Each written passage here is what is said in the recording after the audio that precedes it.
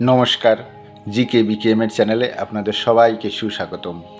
আজকের ভিডিওতে আমরা জানব আপনার পুনর্জন্ম বা পরবর্তী জন্ম কোন যোনিতে হবে। সর্বপ্রথমে আমাদের এটা জানা দরকার যে সত্যি কি পুনর্জন্ম হয়? তবে এর উত্তর অবশ্যই হ্যাঁ। আপনাদের বলে দিই, যখন কোনো শিশু জন্ম নেয় তখন কেউ হিজড়া রূপেও জন্ম নেয়। আবার কোনো বাচ্চা কোনো দোষ নিয়ে জন্ম নেয়। যেমন ধরুন না, কোনো বাচ্চা জন্ম থেকেই অন্ধ হয়, আবার কেউ প্রতিবন্ধী হয়। তাহলে একবার ভাবুন, এটা কেন হয়? এর পিছনে যেমন বৈজ্ঞানিক কারণ রয়েছে, তেমনই শাস্ত্র অনুযায়ী কর্মফলেরও নির্ভর রয়েছে। আমি আপনাদের বলে দিই, ভবিষ্যৎ পুরাণ, গরুর পুরাণ এবং বিভিন্ন পুরাণ অনুযায়ী পুনর্জন্ম 100% সত্যি। আর ভবিষ্যৎ পুরাণ তো পাণ্ডব ও কৌরবদের পুনর্জন্মের কথাও বলে।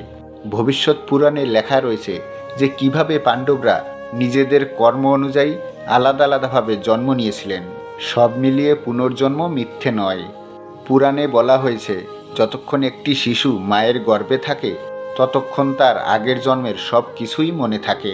সে জানে পূর্বজন্মে কি পাপ করেছিল। সে এটিও জানে যে আগের জন্মে তার মৃত্যু কিভাবে হয়েছিল। কিন্তু যখনই সে মায়ের গর্ভ থেকে বেরিয়ে আসে আর প্রকৃতির হাওয়া তার গায়ে স্পর্শ করে, তখন সে আগের জন্মের সব কথা একেবারেই ভুলে যায়। পুরাণ মতে এটিই হলো প্রকৃতির নিয়ম। আবার কিছু মানুষ তো পুনর্জন্ম হবার প্রমাণও দিয়েছে। সব মিলিয়ে পুনর্জন্ম অবশ্যই হয়, এতে কোনো সন্দেহ নেই।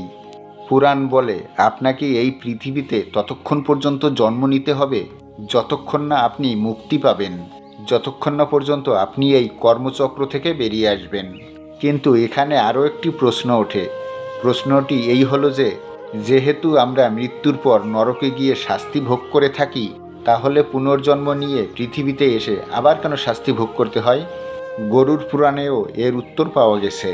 গরুর পুরাণ বলে যে কখনো কিছু জীবাত্মা কর্ম এতটাই খারাপ হয়ে থাকে যে ওই জীবাত্মাকে নরকে গিয়ে তো শাস্তি ভোগ করতেই হয়।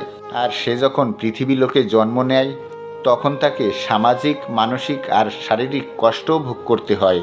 যেমন কোনো নারীর সঙ্গে জঘন্য পাপ করা জীবাত্মা হিজড়ার রূপে জন্ম নিয়ে থাকে। একে পুরাণিক কর্মফল সিদ্ধান্ত বলা হয়েছে, মানে যেমন কর্ম তেমন ফল। এই কর্মফল অনুযায়ী যদি পাপ বড় হয় তখন তার শাস্তিও বড় হবে, কষ্টদায়ক হবে। আর যদি পাপ ছোট হয় তাহলে তার শাস্তিও কম হবে।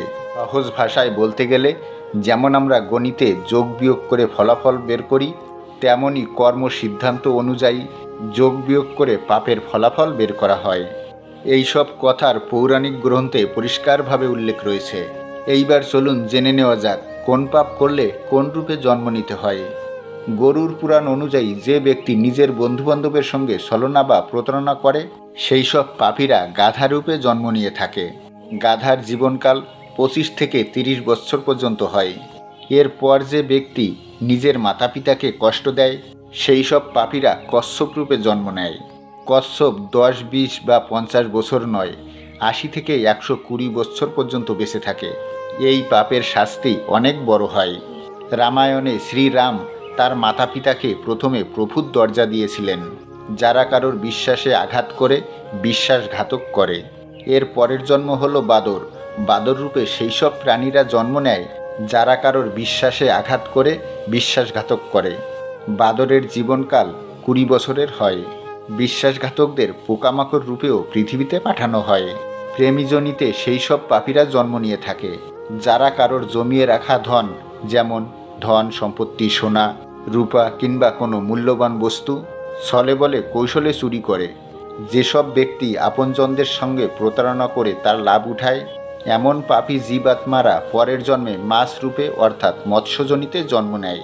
মাছের সামান্য জীবনকাল 10 থেকে 12 বছর।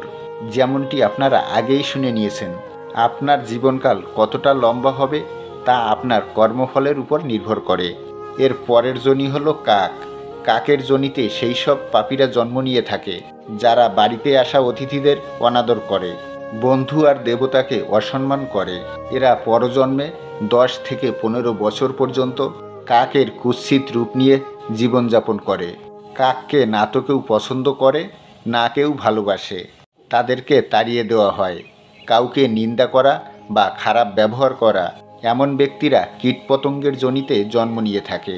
এটা এমন এক যোনি যেখানে আপনার মধ্যে যতই প্রতিভা থাকুক না কেন, যতই গুণ থাকুক না কেন, আপনি কখনোই সম্মান পাবেন না। আপনাকে পা দিয়ে পিষে ফেলা হবে। উদাহরণস্বরূপ পিঁপড়েকেই নেওয়া যাক। পিঁপড়ের মধ্যেও অনেক ভরপুর গুণ থাকে। ছোট হয় কিন্তু প্রতিভাশালী, পড়ে যায় তবুও চলতে থাকে যতক্ষণ না পর্যন্ত তার লক্ষ্যে পৌঁছায়।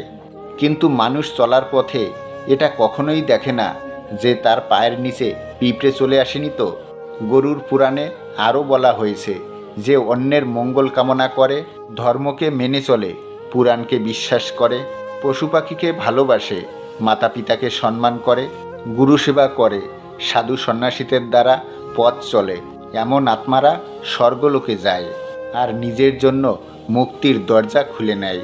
এই জন্য গীতাতে বলা হয়েছে, কর্মই হলো ভগবান, কর্মই হলো পূজা। আপনি যতই পূজা অর্চনা করুন না কেন, কিন্তু আপনাকে আপনার কর্মফল ভোগ করতেই হবে। শ্রীমদ্ ভগবদ্ গীতায় ভগবান শ্রীকৃষ্ণ স্বয়ং বলেছেন যে কর্মফল থেকে দেবতারাও বাঁচতে পারে না, কর্মফল পাওয়া নিশ্চিত। এছাড়া ভগবান শ্রীকৃষ্ণ অর্জুনকে তো বলেইছেন, হে পার্থ, তুমি কর্ম করো। যদি তুমি যুদ্ধে জয়ী হও তাহলে পৃথিবীতে তুমি রাজ করবে, যদি হেরেও যাও তাহলে তুমি স্বর্গবাসী হবে। সব কথা মাথায় রেখে এটাই বলা হয় যে আজ তুমি যা করছো তা কাল তোমাকে ভোগ করতেই হবে। এই জন্য আমাদের উচিত সর্বদা ভালো কর্ম করা, ঈশ্বরের দ্বারা বলা সব কথা মেনে চলা। ভিডিওটি যদি ভালো লাগে তাহলে অবশ্যই কমেন্টে লিখুন জয় শ্রীকৃষ্ণ।